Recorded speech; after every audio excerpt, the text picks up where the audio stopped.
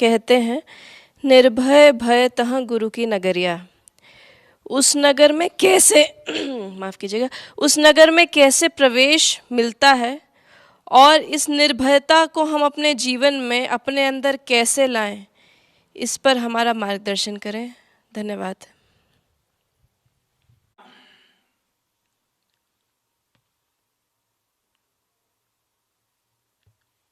तुम तो अभी तक ना हम लोगों के सत्संग में समय दिया, न सुमिरन में, न सेवा में, लेकिन मालूम हो रहा है घर बैठकर लाइव देख रही है।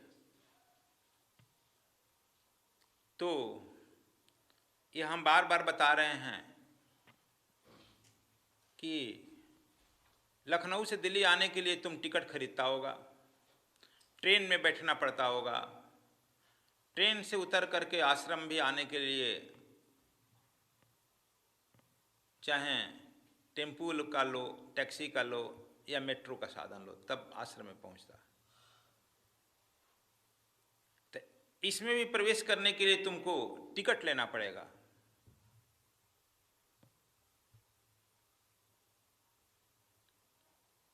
वह टिकट होगा श्रद्धा का।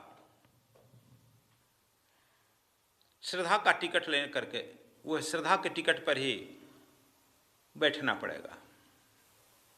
और जब उस ट्रेन से उतरेगा श्रद्धा से, तब मेट्रो पर बैठना पड़ेगा। वह मेट्रो जो है समर्पण का है। श्रद्धा और समर्पण दो पकड़ा जाएगा तब नागलोई पहुंचा देगा, और वहां से आने के लिए रिक्शा पकड़कर आएगा आश्रम में, तो वहां से सुमिरन पकड़ना पड़ेगा, तब आश्रम में पहुंच जाएगा। वहां गुरु जी मिल जाते हैं और वहां गुरु का दरबार खुला रहता है। जब तुम्हें श्रद्धा, समर्पण और सुमिरन तीनों आ जाएगा, उसी दिन तू गुरु के आश्रम में पहुंच जाएगा और गुरु का द्वार खुल जाएगा, और द्वार में पहुंच जाएगा और गोविंद को प्राप्त कर लेगा। उसके नजदीक पहुंचने से निर्भयता आने लगती है, और वह निर्भयता बंदूक के सहारे नहीं आएगी, तोप के सहारे नहीं आएगी, बहुत बड़े बड़े धनाढ़ आदमियों या बड़े बड़े शक्तिशाली लोगों के साथ चलने नहीं आएगी। उसे और भय आएगा, वह नहीं होता है। इसलिए पहले तुम जहाँ हो वहाँ से इस श्रद्धा लाने के लिए पहले सुमिरन करो, जो बताया गया है। खूब श्री राम नाम का कीर्तन करो।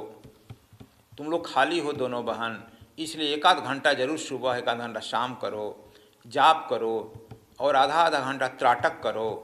और जब यह तुम्हारा श्रद्धा और समर्पण आ जाएगा, तब अपने आप जो है गुरु के दरबार में पहुंच जाएगी और द्वार खुल जाएगा, तू निर्भयता को प्राप्त कर लेगा। मीरा जो है, मीरा का उदाहरण लो। मीरा जो है जिस निर्भयता को प्राप्त की, और जब उसके यहाँ 20 भी भेजा गया, तो 20 को भी उसी निर्भयता से वह कही कि धन्य हो गोविंद, तूने मेरे लिए भेजा है, लेकिन मैं तो कुछ लेते ही नहीं, ग्रहण ही नहीं करती हूँ। मुझे तो जो कुछ मिलता है तुम्ही को अर्पण करती हूँ। यह श्रद्धा हुआ।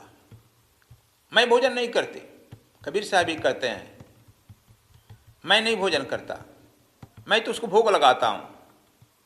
जो कुछ चलों से परिक्रमा, मैं चलता नहीं हूँ, तुम्हारा परिक्रमा करता हूँ।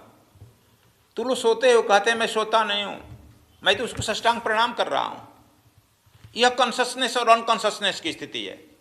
आप जो भी काम करते हो अनकॉन्शस माइंड से, जिस दिन तू कॉन्शस माइंड से काम करने लगेगा, इसलिए कर्म अकर्म विकर्म भी कॉन्शस अनकॉन्शस होता है। अभी तो लंबी व्याख्या होगी। हम लोग अक्सर संसार के सारे काम अनकॉन्शस में करते हैं, या पाप पुण्य की मदद से करता है। झाड़ू दे रहा हो, कॉन्शस माइंड से करो, सावधान। मैं परमात्मा के घर का, मैं परमात्मा के मंदिर की सफाई कर रहा हूं, कॉन्शस रहो, ये मैं परमात्मा का काम कर रहा हूं।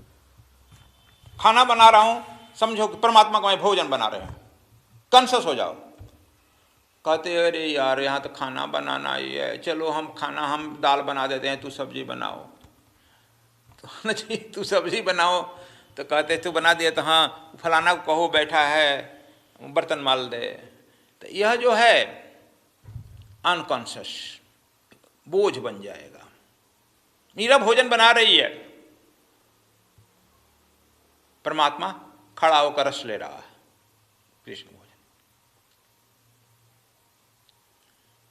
तो जो भी आप काम करेगा कॉन्शस माइंड से करेगा, परमात्मा के लिए करेगा, तो वह जो है वही आपका भजन बन जाएगा, आपका काम ही भजन बन जाएगा।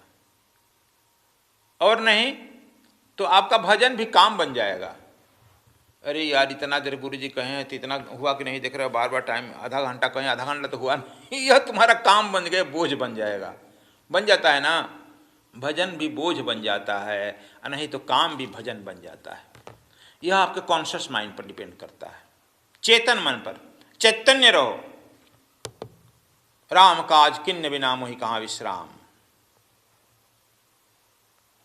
जो मैं काम कर रहा हूं राम का कर रहा हूं, प्रभु का काम कर रहा हूं, गुरु का काम कर रहा हूं।